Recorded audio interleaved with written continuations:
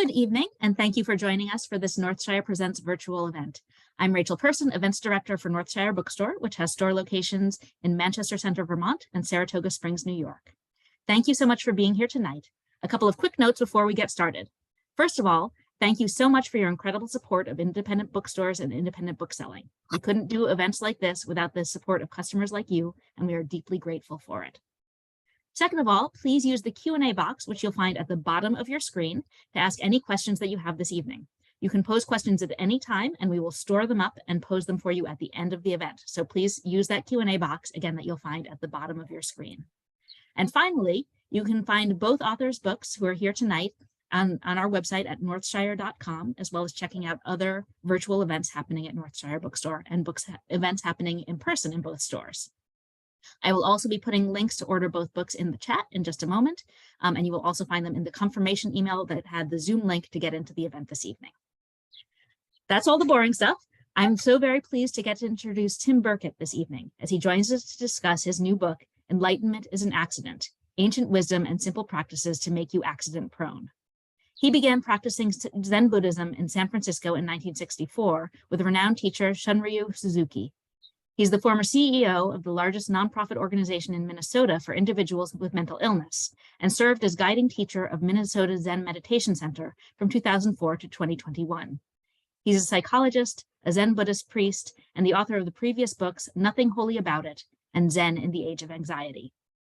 He's joined this evening by Norman Fischer, a Zen teacher, poet, translator, and founder of the Everyday Zen Foundation. A beloved figure in the Buddhist world, he is also well known for his efforts at interreligious dialogue. His numerous books include When You Greet Me, I Bow, for which we were lucky enough to host another terrific virtual event, The World Could Be Otherwise, Imagination and the Bodhisattva Path, What is Zen, Plain Talk for a Beginner's Mind, and Training in Compassion, Zen Teachings on the Practice of Lojong. Please join me in welcoming them. Thanks, good to be here. Thank you so much, Rachel, and thank you, Norman, for being for accompanying me. So my theme, practices to make you accident prone, because everybody wants enlightenment. Everybody wants the experience. Everyone wants to live in a life that's light, that's connected to the world. Everybody wants it, but you can't do it. You can't do it. You have to die to everything. Everything you know, everything you want to know, everything you have known, everything you might know. Even the idea that you have to die. Nevertheless, you can make yourself accident prone. You can, and that's what the practice I've done for my whole life is all about. And in this book, I talk about three phases: the settling in phase, the stumbling toward enlightenment phase, which is the hard work phase, and the falling awake phase, where we completely let go of everything, including trying to let go and deeply enjoy living. So I'm going to talk about each of those parts, pause and see what kind of rebuttal Norman wants to give in the Nagarjuna mode, if he'd like to be in the mode, and maybe he doesn't want to be in that mode, Nagarjuna mode. Anyway, and then there'll be a little bit of time, maybe a lot, if I'm not too verbose, for question, Q&A. So settling in phase. Finding a teacher, pretty important in spirituality, to find a teacher we can trust. Teachers can be imperfect, but we have to find someone who we can trust. The best teachers, as I say in the book, emphasize both aspiration to open up to this deep, enlightened way of living, and practice just now without expectation. So I call this in my book dot and line practice. The line is we have the aspiration to really walk the path. And the dot is that we can only do it right now without worrying about before and after, but we still have the aspiration. And my teachers were we're all good about that. I talk in this book, I think, more about Suzuki Roshi and even To Lun, my first Chinese teacher. They were good about that. And Suzuki Roshi was particularly, I think, adamant about, with me at least, about doing more dot practice and less line practice. He said to me and many other people, don't do stepladder Zen, because we were always trying to get something else. And, I wanted to go to Japan because I thought that San Francisco, and I can't remember we had Tassajara yet. I thought that was all inadequate. The real deal was in Japan, right? And Suzuki's senior students had gone there, and I wanted to be a senior student. So I was looking around all different places to go to practice. And he didn't say much, but one morning we were having breakfast in his little alcove, and there was raku pottery all around. And he pointed to the pots, and he said, if you try to find the best one, you will not appreciate anyone. So that he was reminding me of the importance of just taking this cup and drinking it and appreciating it. And then I ended up not going to Japan because I guess of his astuteness, although at the time I was just annoyed. But later that's a teaching there, right? So that's the settling in phase. In the settling in phase, we have to be careful about doing so much line practice, so much path practice, that we do spiritual bypassing, that we bypass our broken places, our vulnerable places. Those are tools to make us accident prone. And if we bypass them, we're only half alive. We're not really here. We can't do dot practice if we do that. So in the book, I talk about deep seeing practice, where we just see our vulnerabilities, just see our hangups, and just see the wisdom of just being with those, taking care of those. And I say many spiritual and religious organizations completely ignore the darker elements, the fear body, which buries our negative emotions deep inside us, the shadow self, where repressed ideas, instincts, impulses, weaknesses, desires, perversions, traumatic memories, embarrassing fears, and myriad of small and large humiliations exist that we're embarrassed about. We don't want to do them. We want to get on with our progress, but just have to come back and be with whatever is, and commit ourselves to deeply seeing and deeply feeling whatever happens in this dot practice with kind attention and compassion, because this dot contains the line, but we still need an aspiration. So that's the end of part one. And now I want to turn it over to Norman to see what he has to say. Yeah, I'm interested in the part about the I think you maybe use the word shadow in the book. Mm-hmm. Yeah, I mean, most natural thing in the world, isn't it, for everybody to think, I got these issues, these problems, these difficulties, the practice. I actually think, Tim, that in these days, unlike when we were youngsters, people are suffering more, and they're more interested in practice as a kind of therapy. In other words, alleviation of my suffering. Yes. I like enlightenment, but the main thing is I'm suffering, and I alleviation from the suffering. So from that point, yes, I agree. So from that point of view, maybe this is a little bit anachronistic, because I have the same experience. People now are meditating because they're depressed, because they have anxiety disorder, more and more people. But I still think this is apropos, because It is, because I think that so then, let's say I'm depressed, I feel anxious, unhappy, I come to practice, and of course what I'm after is a way to push that aside, right? Get rid of that. The practice would be nice. I'm going to get rid of all that. How do I get rid of all that? And of course what you're saying here is, well, you don't get rid of all that. You have to you have to face it. So here's what I'm wondering.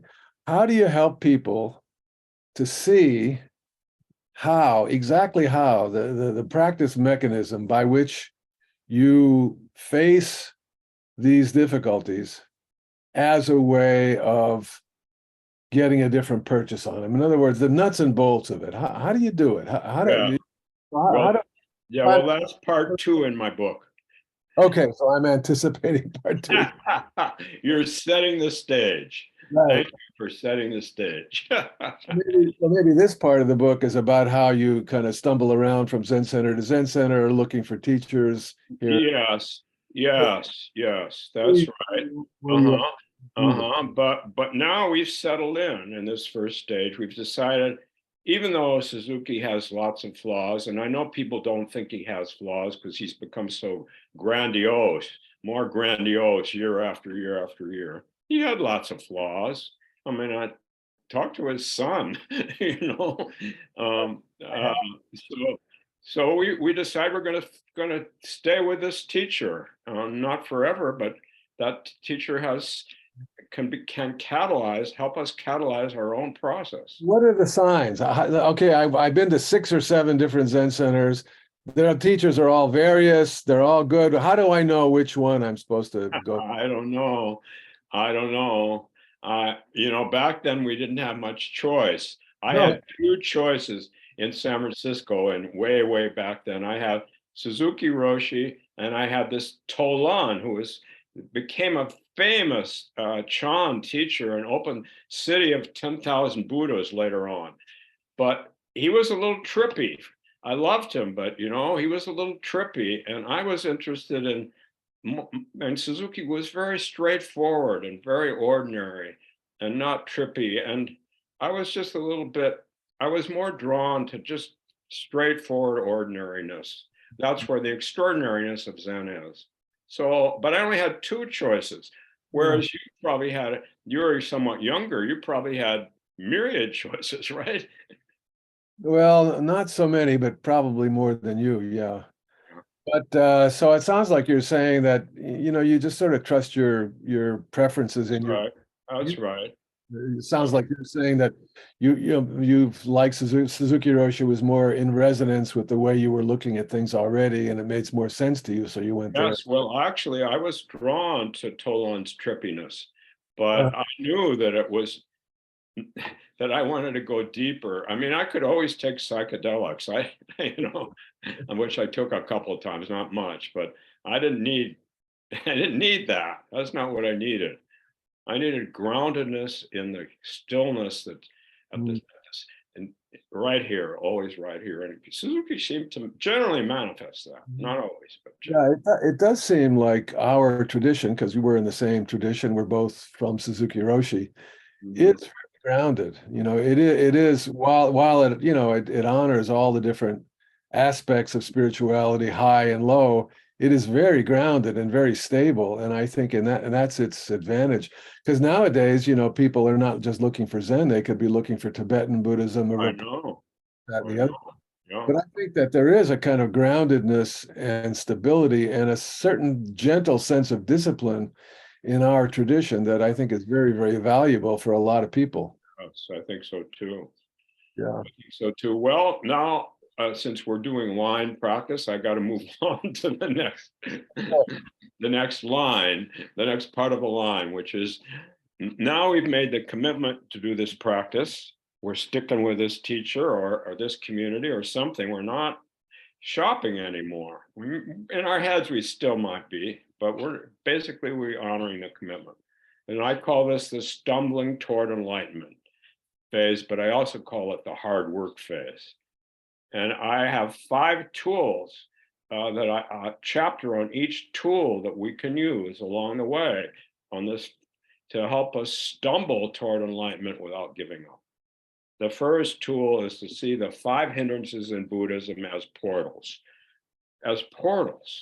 Craving and greed, restlessness and worry, lethargy and boredom, doubt, aversion, anger, and hatred. And I say, looking closely at each hindrance and the connected emotion, recognizing how it intensifies, what thoughts, or sensations come up, we can trace it to its root.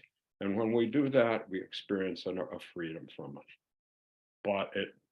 But we can't grab onto that freedom either. We just have to keep doing it and doing it and doing it.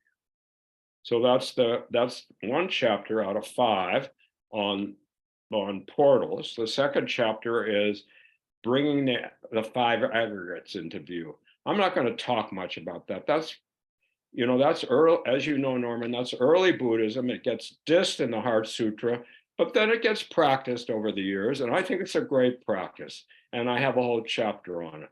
But there's no self, but there are these 5 aggregates. There is contact or form. There is sensation or feeling. There is perception.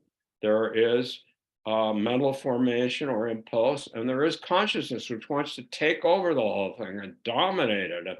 So we're not doing any dot practice. We're just in consciousness, is thinking about, worrying about before and after, yesterday and tomorrow.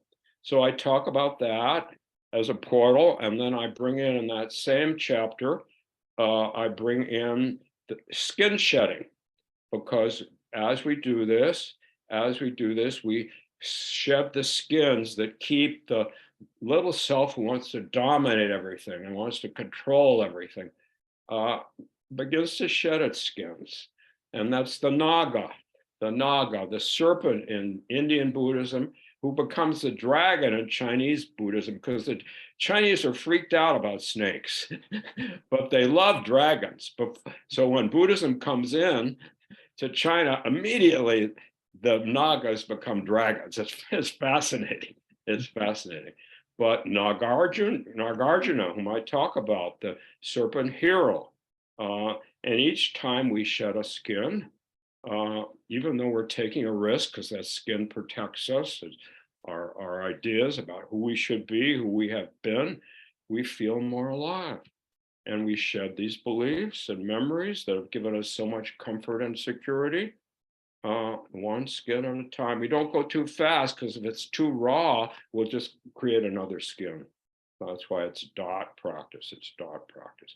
So that's the second practice I talk about, chapter I have to talk about practices to stumble toward enlightenment.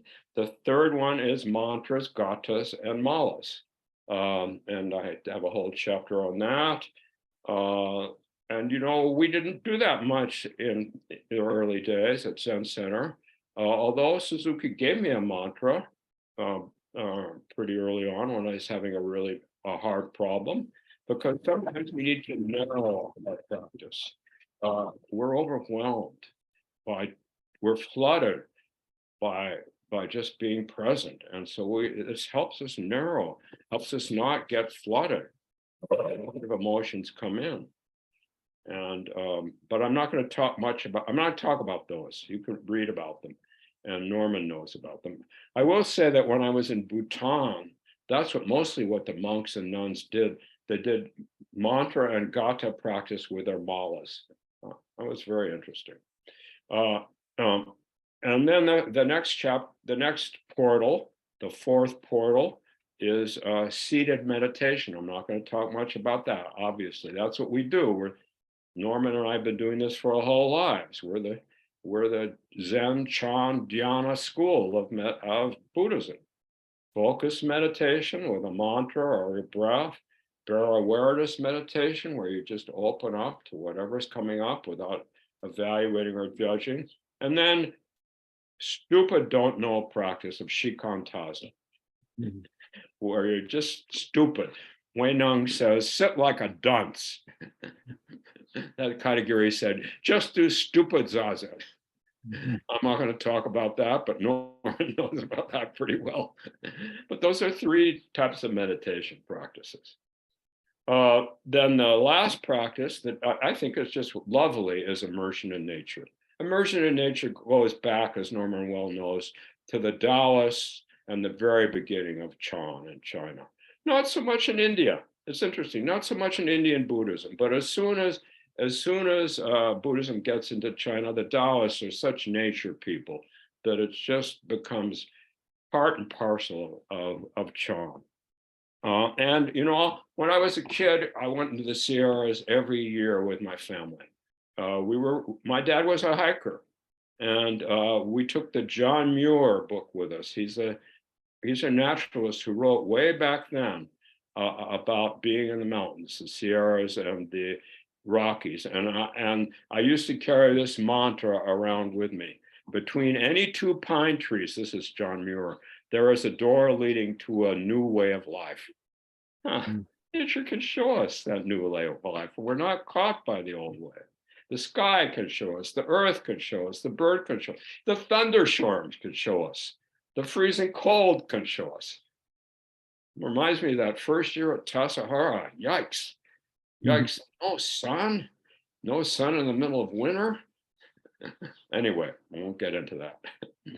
But immersion in nature, either we're intimate with it and we can settle down, or we run away. But nature shows us.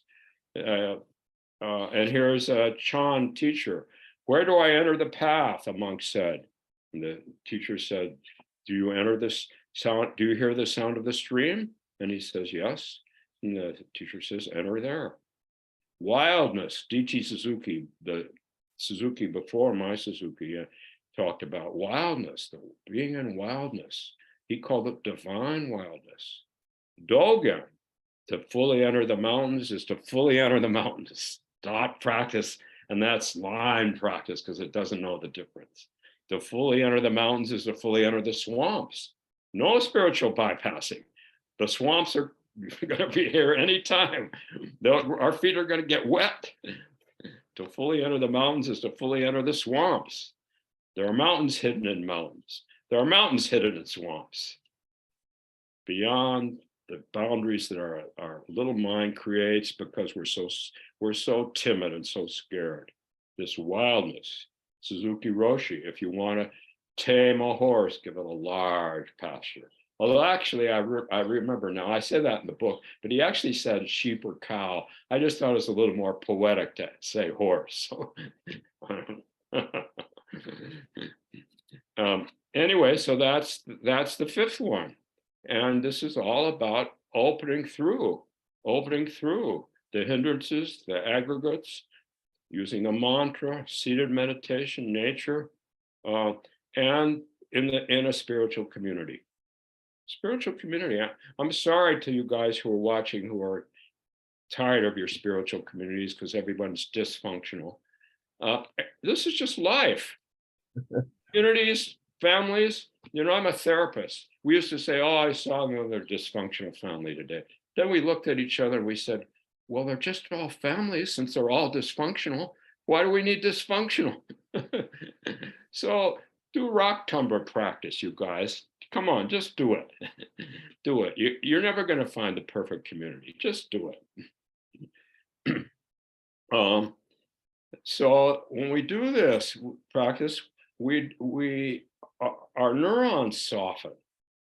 And they get hard as we age. I'm 80. My neurons are supposed to be really hard, but I've been also practicing all my life. So I don't know how hard they are because through meditation, we develop neuroplasticity because we're not caught on all these things.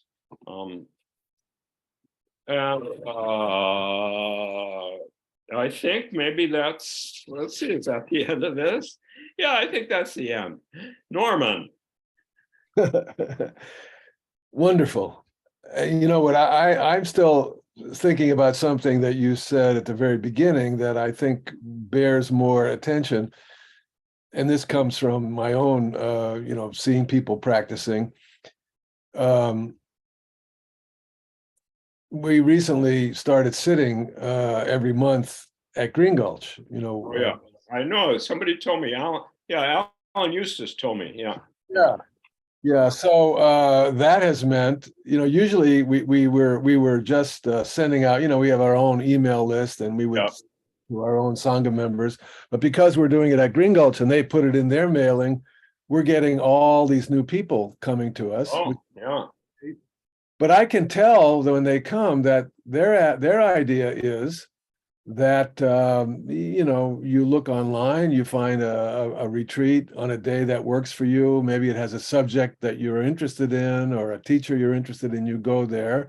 And then the next time you have a time, you go somewhere else because that looks interesting. So this is a commonplace thing. I think a lot of people are practicing without thinking that it really is convenient or necessary to make a commitment and be part of a community. Now, you're saying clearly in your book that that's part of the process, but could you say more? What are your thoughts about why those things are important? What's the difference? Why do I need a commitment in the community? Well, I think it has to do with the fact that we're instrumental by nature. We're using meditation as an instrument, and I can go to Norman's place and learn to play the instrument some.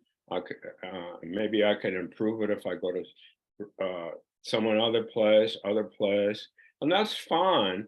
But that practice becomes doesn't soften the hardness of our neurons, because we're so focused on improving our instruments performance that we're not just being with the what is, and what is sometimes sucks. And maybe yeah, sometimes sucks. And is there less patience about that than there was when we were younger? I don't know. See, when I was younger, we didn't have more options. We didn't have those options. Yeah. So now they've got a panoply. They could try this one, try that one, try the other one. That's fine. But if you want to taste deeply of just the love of living, you have to just be with that taste, even if it's not very pleasant, and really get it in you. Don't you think, Norman? Oh, absolutely, absolutely. But I mean, it's hard to explain to people who don't see it that way. Why would that be important? And maybe it sounds like what you're saying is that actually, when you go here, go here, go there, you're looking for experiences or teachings. In other words, something external you can you bring in, Yes, like yes, like a food or a drug or a yes, yes. where it seems like what you're saying here is that actually the practice is not a food or a drug or an appliance. It's really and truly facing yourself, and you're not going to face yourself as long as you're putting in a new tool or a drug or That's appliance. right. And I'm supportive of what's happening in psychedelics again after the 60s. But I'm cautious just for the reasons you said. Mhm. Just for Yeah, the said. yeah, and I do think there is something very satisfying, grounding, and instructive in community. You learn. I mean, your idea of the tumbling rocks, in the community, bumping up against each other. That's a very big part of the process. And you and I have been married for years, and of course, sometimes people do need to get divorced, but um, there's some virtue just to staying with it. Yeah, yeah, yeah. Staying with it. Something deep virtue. Yeah, something different happens with, yeah, I mean, I really value that, as I know you do too, longevity in practice, just keeping it up for a long time. Somehow or other, one of the ways I like to think about it is when you practice Zen for a long time with a group and a teacher, somehow or other, you develop a certain kind of feeling for life. The texture of life changes for you. And it's very hard to define it or put your finger on it.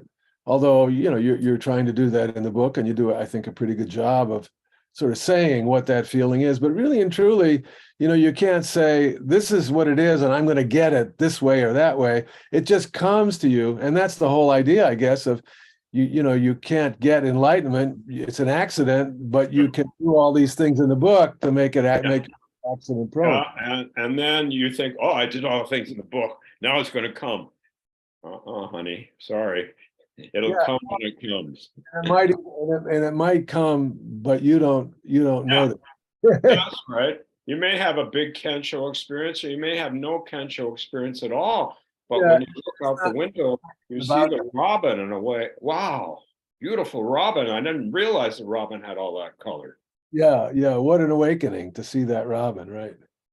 You know, I have a funny story for you. That this Okay. actually happened when I was on and doing some kind of online thing with a bunch of people, and one guy asked a question, and he said, one of the things that's standing in my way in practice is I have this expectation. I'm expecting something to happen in my practice. And I keep expecting it, and I keep expecting it, and I keep being disappointed and disappointed. And I've been doing this a long time, and I'm getting frustrated. And then he said, now, don't get me wrong. He said, I'm not about to give up because he said, my life is so much better now that I've been practicing for a while. My relationships are better. I have like way less anxiety and trouble. I see the world much more brightly. I'm a happier person. Everything is much better. So I'm not giving up. But I keep having this expectation. How do I get rid of this expectation? And it was so funny because he was describing, his awakening, that all his life that, and yet, despite this, he wasn't noticing, right? That That's right. he That's had right. what he needed already. He was sort of And, constant. and what you might have told him, that it's the nature of human beings to have expectations. Exactly. That's what I said. We want to get rid of our, oh, I'm going to be a real good Zen student. I'm getting rid of my expectations, right? Exactly. I have the expectation that I will get rid of my expectations. It is funny. I mean, human beings are very funny, and I think part of practice, I think, is to have a sense of humor about yourself and about human beings, because even though a lot of the bad stuff that human beings that the human beings do is not exactly funny and can be pretty raw and pretty tragic. At the same time, I think you really do have to have a great acceptance of human ignorance and human foibles within yourself, within your teachers, within your sangha, and within all of humanity. You have to have somehow a forgiving spirit, I think, in order That's right. And yet that actually, when we peel away those layers, we're just more compassionate. I don't know where it comes from. I Yeah. was never compassionate, but you just have more empathy. It just happens. I don't know. Yeah, you feel for people. You really do. Yeah, and I think that's really the essential metaphor of your book is it just kind of happens. It's an accident. It's an accident. It happens. You can't make it happen. And in a way, that's what's so valuable about it, because anything that you can make happen is not going to be that great. But that which happens with beyond you is much greater than anything that you can make happen, right? Thank you. Well, now I just want to spend a little bit of time on part 3, which I is forgot we have part 3. Yeah, go ahead. oh yeah, part 3 is falling awake. Oh, in the Lord. That's what we're talking about here. Yeah, we're The anticipating. harder we push, the more our neurons harden. At some point, we have the opportunity to release the hold. And Dogen says when this happens, mind and body fall away. He also says we are enlightened by all life. Our dichotomous, dualistic thinking, which is so predominant, falls away. During the pandemic, so many people, as we talked about, had depression and anxiety. That's profound dualism. With never the twain shall meet. I feel hopeless. I can never do anything right. I'm never. This is always going to happen, and that. But through this practice, that dualism begins to fall away. It just falls away. And people like Nagarjuna help us when they teach us. I mean, most of you don't study Nagarjuna, but I used to lead workshops on Nagarjuna where people would move from I'm suffering, I'm not suffering, I'm suffering and not suffering, I'm neither suffering nor not suffering, which sounds like a trick, but it's actually this all happening within us. And usually we get stuck on one, and they're all happening. We're large, we contain multitudes. Whatever happens can be a portal into wonderful light. And I talk about the paramita. I'm not going to talk about them and how we can the practice of dualistically, or we can, the first one, generosity, be generous to our stinginess. Be generous to the stinginess of other people. That's non-dualist, because stinginess is based on fear. And we can do that. We can do that. And that's our practice. That's our practice. And Dogen calls us taking the backward step and turning our lights inward. So we're no longer glued to the foreground. We enjoy the background. We enjoy the background. So I think I don't want to accept that that's how the Heart Sutra ends. The Heart Sutra negates and negates and negates and negates. But finally, gyate, we've just, every body and mind as separate entities have fallen away. The dichotomy between body and mind, and we're bodhisvaha. We just have a wonderful wakefulness right in the middle of wherever we are. Pandemic or Trump mania or my own mania. So I think that's what happens. That's what happens. But and of course that can't be known. It's not it, but it can be felt, because known is different from unknown, and this is bigger than that. Bigger than that. So that's the finality, but there's no finality. Because if there were a finality, that wouldn't be the life force, which we are. Always we are.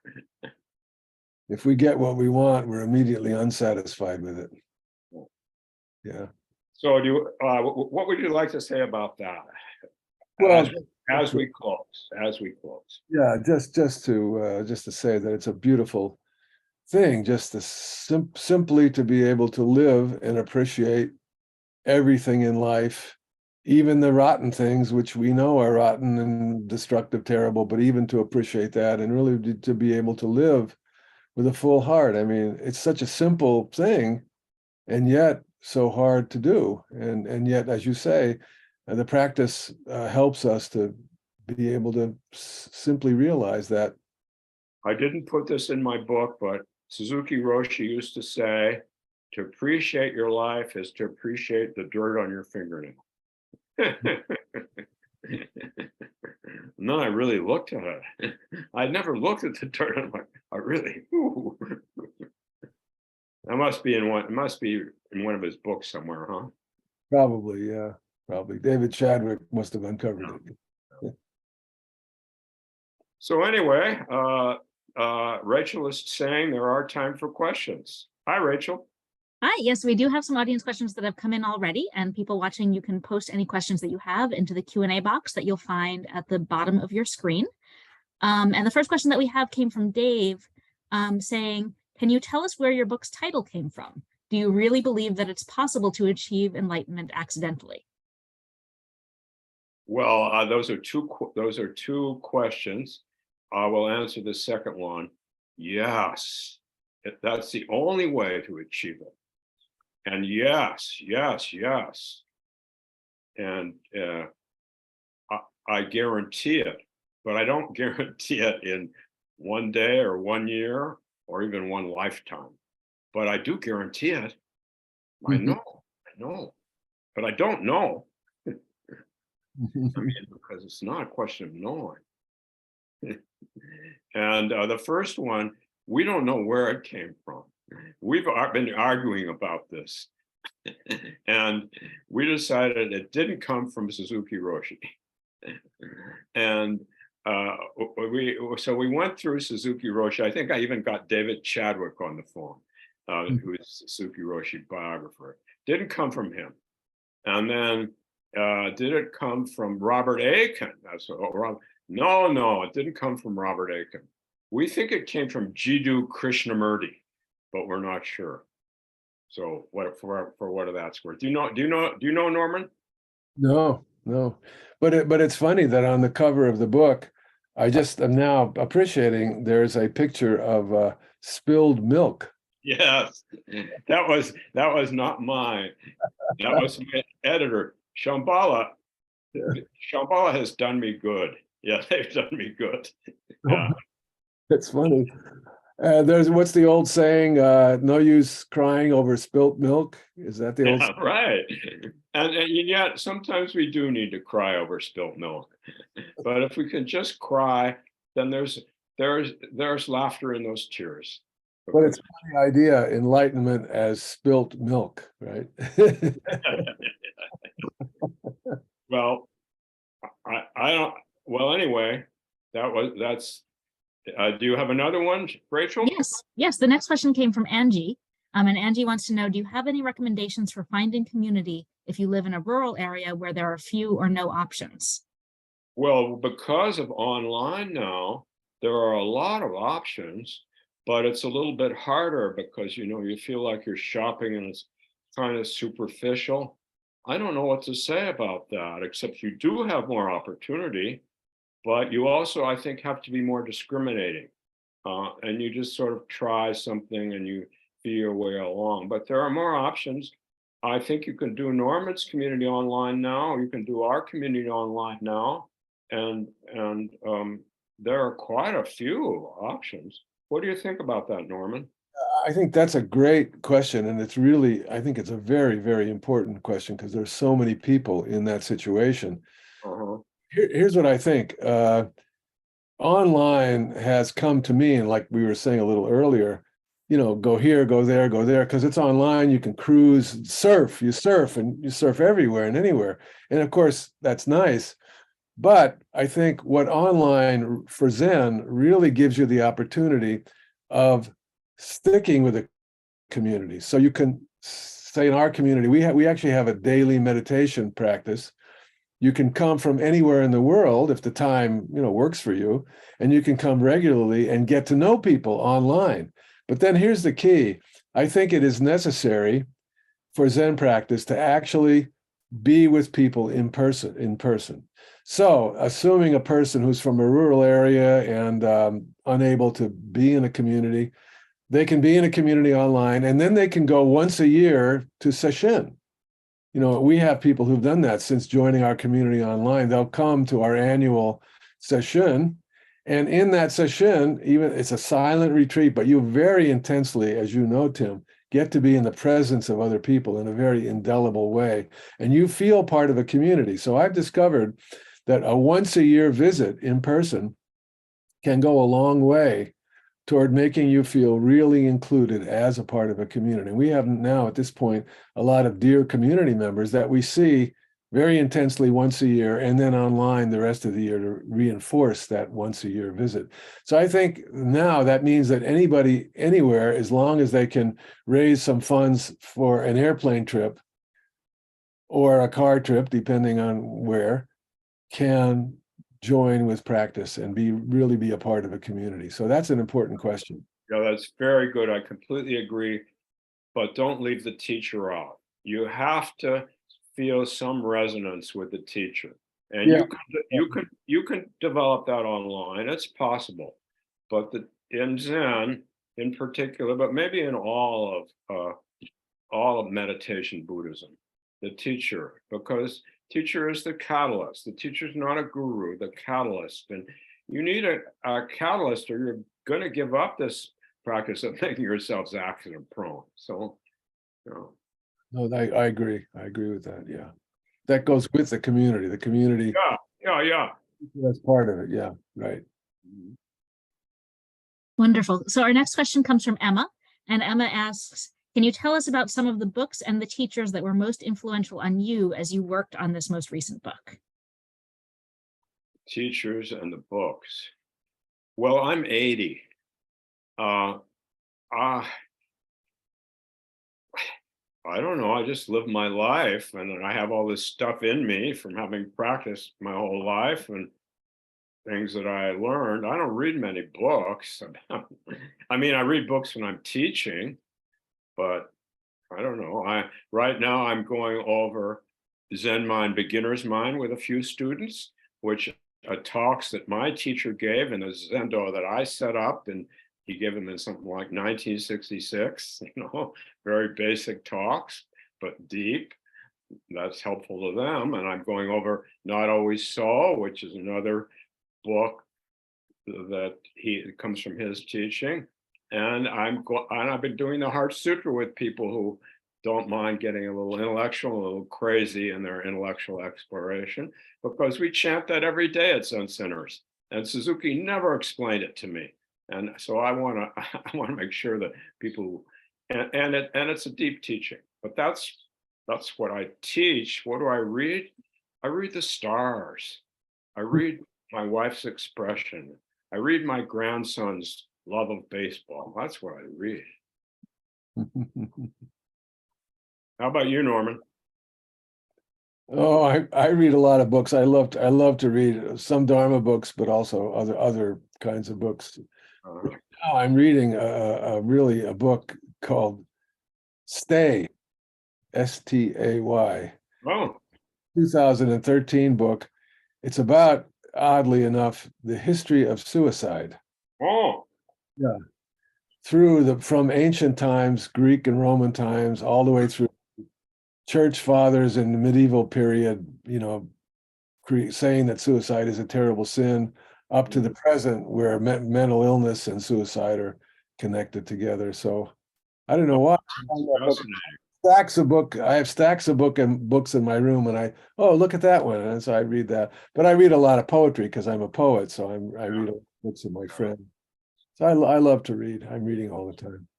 Yeah, I love to read when I'm going to teach something, and I read the New York Times every morning for 19 minutes because I don't want to get too much. Not 20, not 18, 19. Well, I'm being facetious, just go through it, and because I'm 80 and I don't know how long I'm going to be around, and I want to just help people prepare to have this wonderful accident and actually have it over and over again in their lives. So that's why I only give 19 minutes to the New York Times. It's a satisfying thing to do, isn't it? Yes. Yes. Not the New York Times, I mean. People talk. It's a very satisfying thing to do. Yeah. I'm lucky. I feel like I'm lucky to be able to do this. Mm-hmm. So we are just about out of time, but we do have one last question which came in from James, asking you both if you would just talk for a moment about whatever you're working on now. Okay, I'll start since I'm whatever. I'm going to start. Let's see what I'm working on now. Well, I have an idea for a fourth book, but it's not, I don't know. I've just sort of given it up for now, and I'm interested in the history of non-duality in Eastern spirituality, not just Buddhism. And I'm interested in monism, and I'm interested in dualistic practice, and I'm interested in that kind of evolution. That would be quite a bit more, I guess, intellectual, but I'm intellectual, so I'm interested in that. I don't know if it's going to go anywhere. And I'm interested in that in light of my teacher's statement, which I have sanitized. We do dualistic practices with a non-dualistic attitude. So, but I don't know where that's going to go. And I'm probably getting a little dimmer cognitively, so I may just go into the ether. That's okay. Yeah, everything goes into the ether eventually. Yeah, and I've been working on. I'm working on. Well, right now, the admonitions of Guishan, which is a short Zen text that I've been. Oh, what's his name? Guishan. How do you spell that? Guishan. He's a Tang Dynasty teacher. Yeah, you probably know him by a Japanese name, or all these teachers have many names, so it's the name that I know him, Guishan. The golden age of Chinese Zen, of Chan, was just amazing. Amazing time. Yeah. And I'm also working, as I was saying before we started, I was telling Tim that I'm working on Dogen's idea of continuous practice as all the time, and what does that mean exactly? So I'm working on that, and then also always writing short poems. So I'm writing a lot of poems lately. That's what I'm doing. Wonderful. Rachel, thank you, Norman. That's beautiful. Rachel, I'm thinking I'd like some of my students to hear this. this interchange between these two wise old fogies. So there'll be an opportunity for them to hear it, right? Yes, this will be up on Northshire's YouTube channel starting tomorrow morning. Oh. And I will share that if you'd like, a link with your publicist. Share it with me, and I'll tell my students they should they should watch it if they want to prepare well for their next accident. I think we all can prepare for our next accident. Thank you both so much. This was a really lovely evening. I was delighted to get to listen to you, and I know our audience was as well. Audience, you can find books by both of these authors at northshire.com, as well as checking out our schedule of other upcoming events. And I want to thank Norman for agreeing to do this. My editor said, well, if you can get Norman, your Northshire reading will really come alive, and it did. Thank you, Norman. Thank you, Tim. Wonderful to be together. Thank you both, and have a lovely evening, everyone. Thank you, Rachel. Bye-bye.